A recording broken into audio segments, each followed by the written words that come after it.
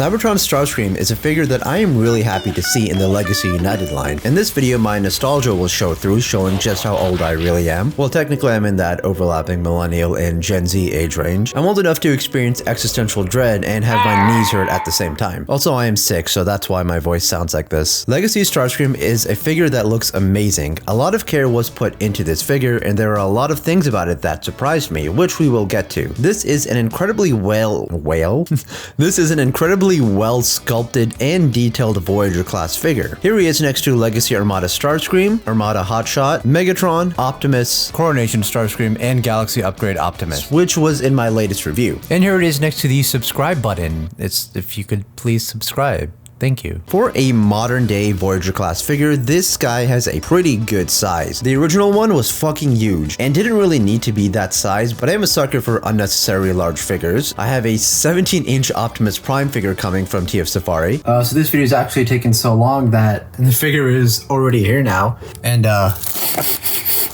there's a weird factory smell to it. He's so big. Where is he gonna go? So yeah, comment below if I should scrap all my other video ideas and review this one next. The original Hasbro release was a Supreme class figure and came with a crown. And that original Cybertron Starscream was actually a scaled up version of the Takara release, which was a Voyager scale, which did have an American release in a 2-pack. Compared to some of these Cybertron figures, here he is next to the Takara Hotshot, Hasbro Cybertron Optimus, and Vector Prime, who was a Voyager class figure at the time. And here it is next to the like button if you wanted to, you know, leave a little like or something for me. Yes, figures have gotten smaller and I have microplastics in my balls. That's just how life is. But at least the engineering on modern day figures is so much better. The transformation on this new Starscream is also a little similar to the original ones. It's not exactly the same though. The Legacy Armada Starscream figure was like that too. This figure's head sculpt is very animation accurate. It even has some similarities to the original G1 design, which by the way, the Legacy line has had an issue of G1ifying figures. There is none of that here on this figure, which is great. The original Cybertron design already had this style of head. The silver paint and purple eyes look great. It's kind of hard to see the purple eyes though, but they do look really cool. In terms of articulation, it is a bit limited, so he can look down and we can rotate it. It is a little tight, spin it all the way around. However, he cannot look up, so that is kind of a disappointment. His intakes look really nice. We have some nice red and yellow paint on them. Coming to the arms, I love the way these look. A lot of nice sculpt work here at the top and down over here. The shoulders are looking really nice all the way down to the rest of the arms. Here's a look from the back. Now what's really cool is that these shoulder pieces on the side can pop off, and they do have an accessory in them, which we will get to later. And this does look very nice. We have a little bit of red paint on it, and these wings can actually move. For the arm articulation, we can spin this a full 360. Butterfly joint. The biceps rotate here. We do get an elbow bend. This can hinge back as part of the transformation. So these arms can move out, but it does run into the intakes, but luckily we can shift this out, which does reveal some more detail, and we can further move the arm. We get some hand rotation, which is kind of hard to move. Now these arm pieces on the side do kind of make the figure a little bit more bulky, so if you did want to remove them for display, that is something you could do. I actually hate the way that looks. He looks naked now. However, the animation accurate way is to have them on. The chest and abdomen area look really fantastic. The designs look really great. I love how the purple splits the red in the chest area, and the red paint on this figure is amazing. All the red is pretty much red paint as far as my dumbass can tell. On the original figure, his chest cannons could move, but not on this version. If they did move, that would have been a great opportunity for a nipple cannon joke, but now I can't do that. Why would you do that to me, Takara and Hasbro? We have a nice purple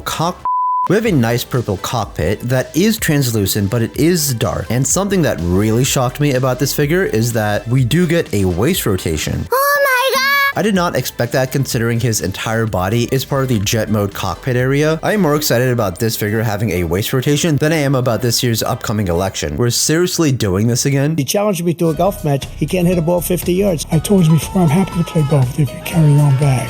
But I have, you know how many... I've seen you swing. I know you swing.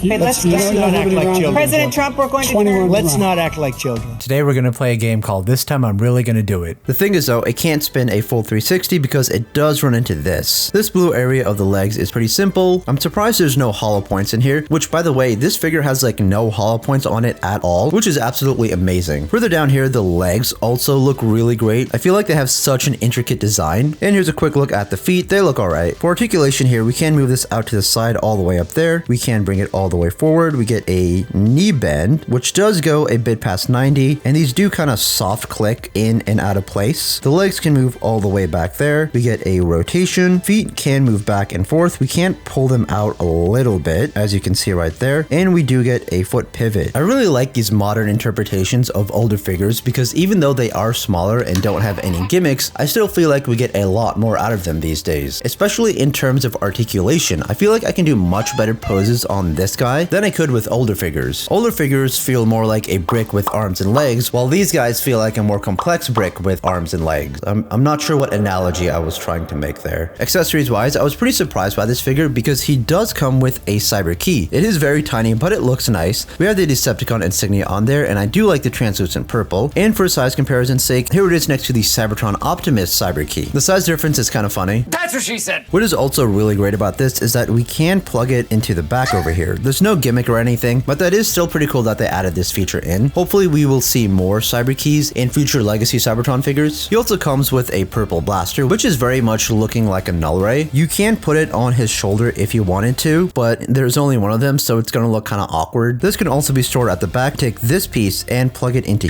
here, and there's our weapon storage. The cyber key can plug into his blaster. If I can get that right, there we go. That is pretty cool. So his shoulder pieces are really cool because we can flip these out, and we do get some energon blades. These are a nice translucent purple, and I love the way they look. He looks pretty badass with those. This figure has about 4 pieces of accessories, so that is pretty good. You can kind of make Coronation Starscream stuff work with it. Just be creative. Coming over to the back of the figure, this is how it looks. There are some nice designs over here. I do like these sort of vents going on. We do have his fins at the back, which can be rotated up if you wanted that sort of look. That's how it looks from the front. Doesn't look too bad. However, I think show accuracy wise, they do go down. Now, it might be a little fun to compare the Legacy Cybertron figure with the Legacy Armada figure. I do like how the Cybertron version is much bigger. And even though these are both Voyager class figures, I think in terms of a Voyager figure, this one is a lot better than this one. Both of them do have gap fillers for the arms and the legs, which is really nice. We can see how the cockpit is the front of both of them. Both of the head sculpts have that similar G1 vibe to them. However, this figure feels more full than this figure. Overall, both are pretty good. Now let's transform him. So the transformation for this figure is pretty simple, and it does kind of require some parts forming, but not really. So these shoulder pieces do tend to get in the way when you transform the figure, so you can transform it with them off, and they do easily pop off when you're trying to transform the figure. But I'm going to try to transform them with the pieces on, and if they fall off, then they fall off. So the first thing I'm going to start off with is we're going to come over to this section over here and pull this out. We can take his head, flip that over, and now we can connect this back in. Next thing we want to do is flip the fins over on both sides. That one has popped off. Please don't do that. And now we can connect these at the top. So now we're going to come down to the arms, and this is where these pieces will get in the way. So we can bring this arm out, and we need to flip this tab open, rotate his hand in, and close that up. Now we want to rotate this arm around, bring this forward, bring this down, bend the arm, and it does tab into this slot over here with that hole. So go ahead and adjust that in there, and make sure that connection is about as tight as you can get it. Now we want to do the same with this. Open that arm, bring the hand in, close that up, rotate his arm around, rotate that forward, bring that down and around. Connect that together. And we basically have most of the top section done and kind of have this funny Gerwalk mode going on. So the next thing we want to do is come down to the legs. We're going to open up these gap fillers, which I'm really glad this figure came with gap fillers so we don't have these hollow bits. We'll take this foot around, and this tab needs to go into that hole, so we can go ahead and bring that in there. Now we can take this part out on the foot, come over here, and we're going to do the exact same thing. Flip that around, take this out, make sure to open that up. So now we want to take this body section and rotate that up. We can now take the legs and make sure they line up like this. Same with this one, make sure that lines up. Now we can take this part of the leg and we need to bring it in here, and these two pieces do need to tab into place, so can adjust that, make sure this lines up. Go ahead and do the same thing over here, make sure that goes in there and that lines up, make sure it is connected from there. And we now just want to adjust this and make sure these two front pieces are connected, and this does take a lot of finicking to do, and this is probably the most frustrating part of the figure, is trying to get these to line up and like readjusting these. So this is probably the major downside for the figure. You're probably gonna have to readjust the legs a few times until you can get it right, and these pieces will pop off while you're trying to do it. But I'm an adult. I can do challenging things. Please adjust. please. Come over to the underneath and make sure these pieces line up, which is also kind of a pain to do. And honestly, you could probably just skip this part altogether. Yeah, that's good enough. And here is the vehicle mode for Starscream. It looks very, very nice. I do love the way this guy looks. Pretty animation accurate to the original as far as I can tell. If I recall correctly, this is more of a Cybertronian jet mode, which is why it looks like that. He does look very cool. Once again, you can see all the intricate designs on him. On the original version, I believe his head popped in and out. Correct me if I'm wrong about that in the comments though. Now we do have accessory storage. We can still plug in the cyber key into the back there. And we have 2 places to store his blaster. The instructions aren't super clear on how to do this, but you slide it in here and it tabs in there. And that is how you get that in there. It does look maybe a little bit awkward, but we can also, we take this back out, open this from under here and just shove it in there.